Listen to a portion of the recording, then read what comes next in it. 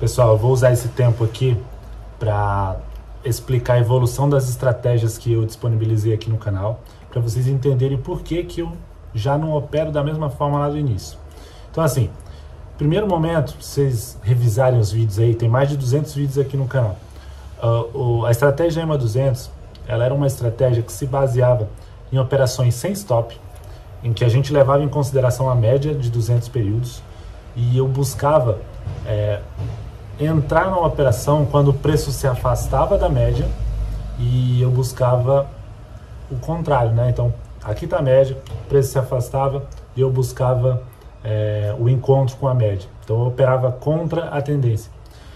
O tempo passou e me mostrou que eu estava errado, que fazendo dessa forma, eu ficava fazendo pequenos ganhos, mas quando o preço se afastava contra a direção principal, né, eu ficava muito negativo, eu precisava girar muito, ficava muito tempo no negativo para às vezes sair no 0 a 0. Aí eu, ali um pouco antes da pandemia, nós tivemos meio que uma espécie de caos financeiro, né, e ali eu parei um pouco para fazer alguns backtests, e aí eu cheguei à conclusão que eu não podia mais operar sem stop contra a tendência. Isso ficou bem claro para mim, eu não podia mais, porque não compensava, mas valia eu ter o dinheiro aplicado na poupança. E não é porque eu tomava decisões erradas, é porque o caos ele vai vir e ele vai te derrubar. Beleza, né? Eu estou falando de experiências e por que eu opero diferente agora. E aí eu fiz os backtests e aí veio a estratégia sem stop, só que a favor da tendência. É melhor, mas não é o melhor cenário. E eu vou explicar o porquê. Quando a gente, aí como é que funcionava, né? Até começar dessa forma. Tinha a média de 200, só que ao invés de eu procurar com as distâncias do preço para a média, buscar aproximação, eu entrava quando o preço estava próximo, buscando a tendência, buscando o afastamento da média. E aí eu vi que eu estava menos errado, mas ainda assim operando sem stop, o que hoje eu considero um erro. E a favor da tendência, o que acontece? Eu até faço ganhos e tal, e nos backtests mostra que no final eu saio vencedor, mas o meu percentual de lucro no giro, ele é complicado. Eu tenho que me expor um pouco mais, para poder girar e o percentual valer a pena. Em alguns backtests nem valeu a pena, tá? Então eu saio no lucro em quase todos. Se vocês forem olhar os backtests é isso, mas eu teria que correr mais risco para valer a pena. Em alguns casos a poupança seria melhor. Então já no meio da pandemia eu verifiquei isso, e aí eu pensei, cara, eu acho que eu estou fazendo errado. Mas em todos os momentos, tanto aqui no canal quanto na abertura dos grupos, eu meio que faço meio que automático, eu compartilho, eu acredito que o negócio dá certo, e aí eu compartilho imediatamente, né? Aí, já no meio da pandemia, em abril, eu peguei e pensei, cara, eu preciso de uma estratégia que me assegure tranquilidade, porque eu não consigo mais operar igual em 2016, né, com estresse. Aí me veio a questão matemática, eu gosto muito de fazer contas matemáticas. E quais são os ativos onde eu posso prever pelo menos uma direção para onde ele não vai? E eu pensei commodities e me veio o ouro. O ouro eu sei o máximo que ele vai para baixo é o preço zero, dali ele não passa. Para cima ele pode ir. Aí eu pensei, cara, eu preciso fazer alguma coisa que eu faça a minha conta aguentar o preço zero. E aí eu cheguei na estratégia Gold Placa. A estratégia Gold Placa é a melhor entre as EMAs 200, né? Ela é melhor porque eu sei a direção onde onde o preço não tem, onde ele tem uma barreira, que é o preço zero no ouro.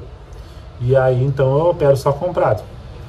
Inicialmente a estratégia então é a seguinte: nós operamos com 7 compras no máximo. Então compro.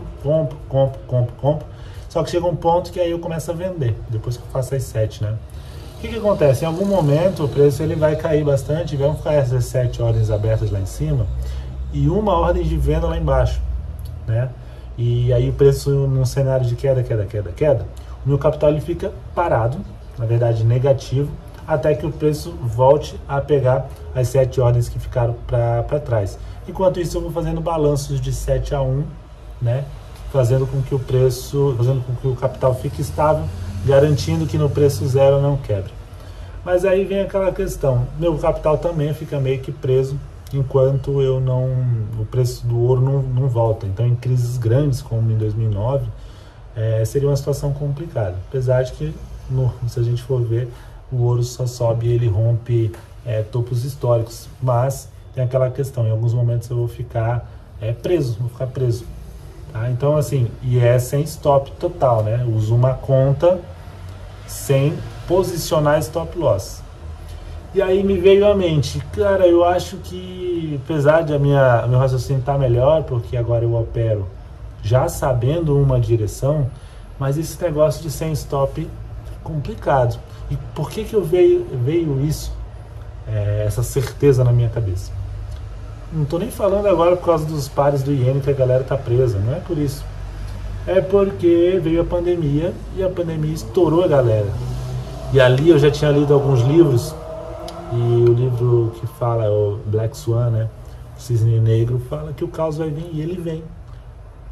Passam alguns períodos de tranquilidade, depois o caos vem. E o caos arrebenta a galera que não usa stop, ou que usa uma conta só, bota tudo ali, não posiciona stop, não fragmenta essa conta em várias contas que podem ser quebradas, e aí o caos vem e leva tudo. Infelizmente, me desculpe, eu tenho pessoas que eu gosto muito no mercado que operam diferente, mas assim, o caos vem e ele derruba. E aí, se você não tiver capital de aporte, você vai quebrar.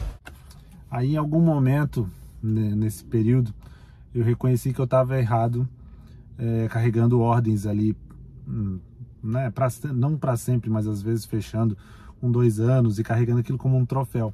Então eu precisava ou reconhecer parcialmente que eu estava errado e eliminar as ordens e ir para o sentido contrário, ou até mesmo eliminar a ordem e vir com um lote um pouco mais alto, mas não carregando, né, 5, 6, 7 ordens. Elimino e vou com uma ordem diferente, com um lote um pouco mais alto. Porque assim, se vocês pararem para pensar, quando a gente começa, vamos usar as estratégias martingale, o cara começa com 0,10, 0,20, 0,40, 0,80, 1,60, e nessas estratégias e até em robôs, o pessoal acumula as ordens. Ela não elimina o 0,10 e parte para o 0,20, não elimina o 0,20 e parte para o 0,40, ela carrega o 0,10, carrega o 0,20, carrega o 0,40, e aí soma-se tudo, e aí a conta vai embora mais rápido, concorda? Se eu começo com 0,10, 0,20, 0,40, eu tenho um acumulado de 0,70 de lote. Se eu pego o 0,10, elimino o 0,10, vou para o 0,20, elimino o 0,20 e vou para o 0,40, com essas ordens eliminadas, eu tenho só 0,40. Então a diferença do 0,40 para o 0,70 é grande. Então esse acúmulo que você carrega, ele é determinante às vezes para quebrar uma conta. Então, ou hoje eu opero eliminando pesos, ou eu uso stop em estratégias. Então a estratégia chão de giz, ela já é para mim ela é muito boa, porque eu pego pares que são pares com expectativa de compra, né? Pares que eu falo nativos, né? Com expectativa de compra, e aí, escolhidos hoje são Ethereum e ouro, que são ativos que expectativa de subida. Eu faço cálculos para ver até onde aguenta, né, a minha conta, ou reconheço ali pontos que eu acho que o ativo não vai passar, né, em momentos eu pego gráficos maiores e olho, e faço as contas ali, ó, vou aguentar até ali, né, e aí faço dessa forma. A estratégia diz, ela elimina pesos e você vai aumentando o lote devagarinho, comprando mais barato, mas eliminando peso. Ou estratégias com stop, e aí eu estou em fase de elaboração de uma outra, e assim que estiver disponível, vou ver como é que eu vou disponibilizar isso para terceiros. Pessoal, por hoje é isso. Semana que vem, um vídeo novo aí para vocês no canal.